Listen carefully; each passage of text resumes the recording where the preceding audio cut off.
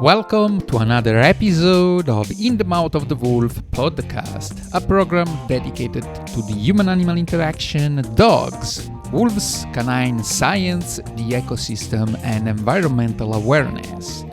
Whether you are a dog parent or caregiver, a dog worker, an animal lover or worker, an environmental friendly person or activist, this is the podcast for you.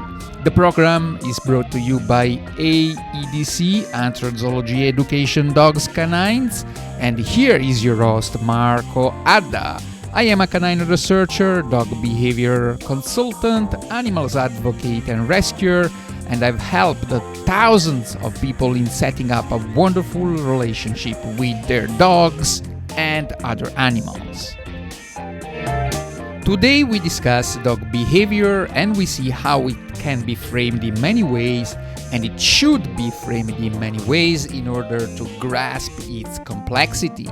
This episode is sponsored by... Wait, my team is telling me nobody has sponsored this episode yet? You can sponsor it retrospectively, or you can sponsor upcoming episodes so to support our program. And you know what? You can also suggest us around what specific aspect you would like for more awareness to be created.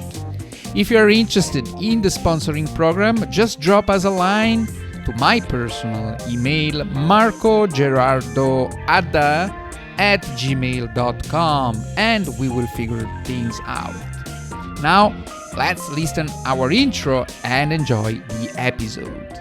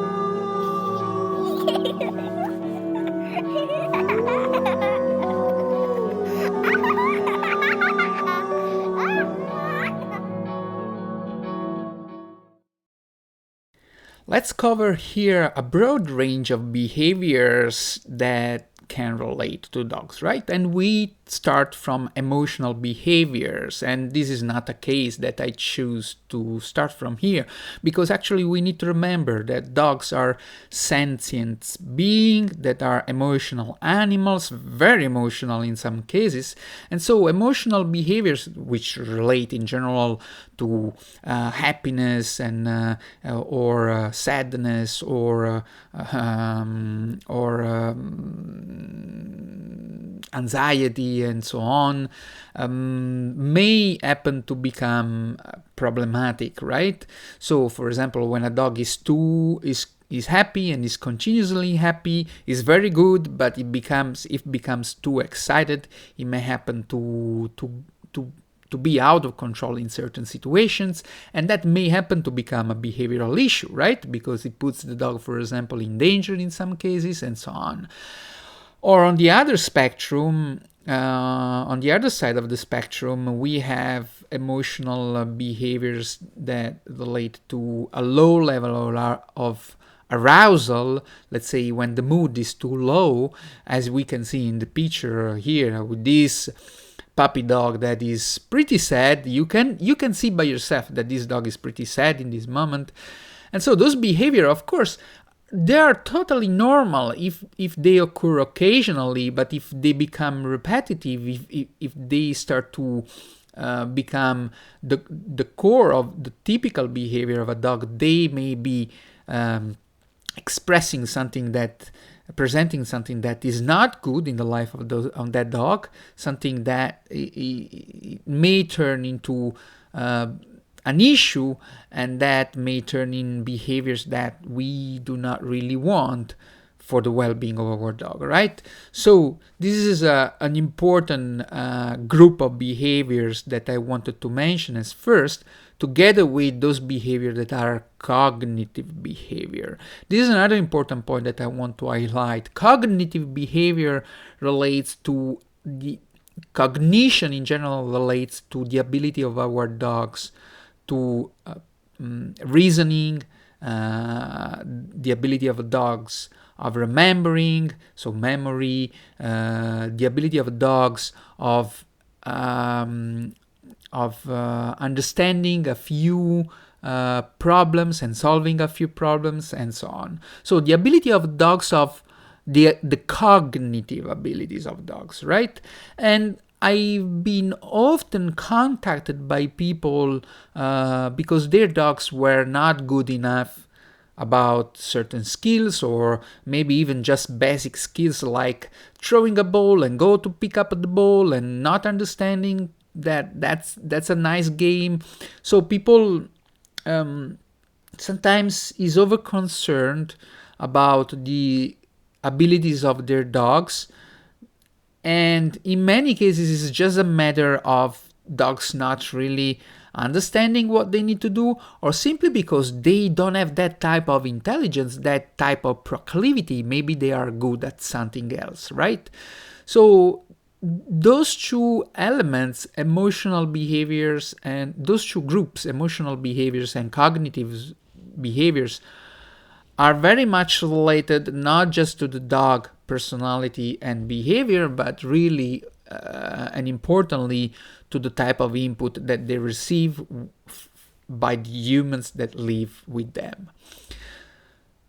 And in terms of humans living with dogs, of course, attachment, separation, and related problems, related behaviors are important too, because in many cases, our behavior as humans conditions dogs a lot in how do they perceive the world and how do they manage their own emotions. And again, we are again in the emotional area of dogs' life.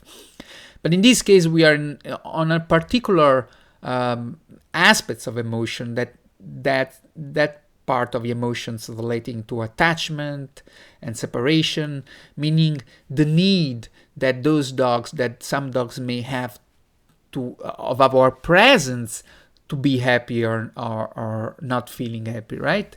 So in many cases, separation anxiety is very common problem, and this is very typical, especially in those cases where people are very affectionate and search for a continuous engagement with their dog, at the point that when those people are not around, the dog perceive the world as something as unusual, as something that problematic, and happens to be problematic the life of that dog itself, because he's so used to have that person around that cannot cope without that person around, right? Following aggressive behavior, of course, that also relate to so many aspects of the life of the dog, especially when those aggressive behavior happen to relate to territorial behaviors and social behaviors. Basically, I would say a core aspect that we should mention when we talk about aggressive behaviors is that of socialization. Typically, one of the main reasons why dogs become aggressive is that they miss part of their interaction with other conspecifics, meaning with other dogs, when they are puppy or when they are adolescents.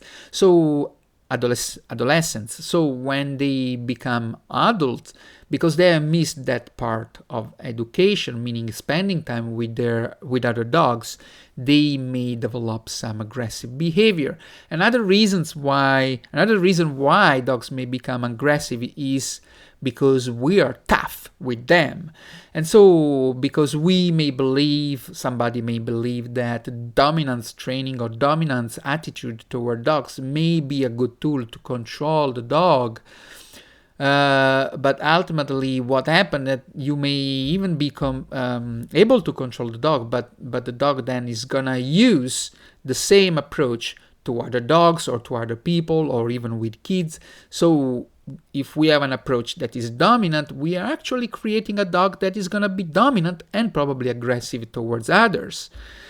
Appetitive behaviors also and elimination problems. This is another realm of behaviors. Dogs that have problem around food, meaning they do not eat or they eat too much or they do not get where in the house or when they need to eliminate, and so on. This is another realm. And lastly, excessive behavior that are compulsive behaviors, which may be the case of barking too much or scratching, self-scratching too much for a dog, or other behavior that are compulsive, that repeat so continuously that happen to become an issue. So this is a general overview. There are so many subgroups of those behaviors, and of course you see that the situation is so complex and so articulated that that says us two things. First, we need to understand more as dog parents about dog behavior. And as a dog trainers, we need to improve a lot that the understanding about dogs in terms of behaviors, going to the park, observing dogs. And this is an important point, understanding about dogs, not just in situations that are considered to be an issue, but in a typical situation, in a typical setting. A typical setting may be dogs playing in a park, right? Or a typical setting may be more than one, multiple dogs, multiple individuals playing in a backyard, for example. That's a typical setting, is not a problematic setting, and that's the point where, as parents and especially as dog trainers that want to specialize in behavior, need to observe the dogs, because that's the moment where we can learn a lot. Here is your host Marco Adda, and this is In the Mouth of the Wolf podcast. Please support this program by reviewing the podcast and subscribing to it, whatever platform you're using to listen. If you have the chance, let me know what you think of this episode, leaving a comment or writing to us directly to my personal email, marcogerardoadda@gmail.com. We are also happy to receive comments and suggestions for future episodes, and if you wish to sponsor one or more episodes, also get in touch and we will discuss that with great pleasure. We want for this podcast to also be a voice of the community, for sure. Remember, metaphorically speaking, the mouth of the wolf is the safest place you may happen to be. Stay tuned, be foolish and alive. Stay wolfy.